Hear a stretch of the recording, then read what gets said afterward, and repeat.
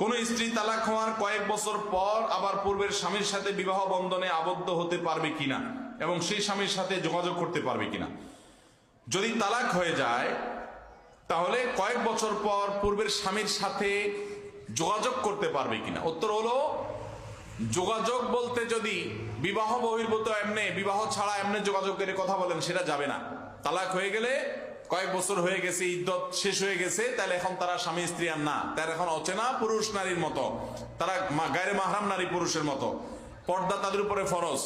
আমাদের সমাজে অনেক সময় দেখা যায় যে এক শ্রেণীর আপনার সুশীল আছে, এক শ্রেণী মানুষ আছে যারা বিয়ে ভাঙার পরও স্বামী স্ত্রী একে অন্যজনের সাথে সম্পর্ক রাখে, যোগাযোগ রাখে, আর বলে যে আমাদের মধ্যে বিয়ে না থাকলে কি হবে, আমরা একে অন্যের প্রতি খুব উদার, ভালো সাজার চেষ্টা করে যে এটা নাকি ভালো। এটা তো হারাম সম্পর্ক। কোন মুসলমান বিবাহ বহির্ভূত সম্পর্ক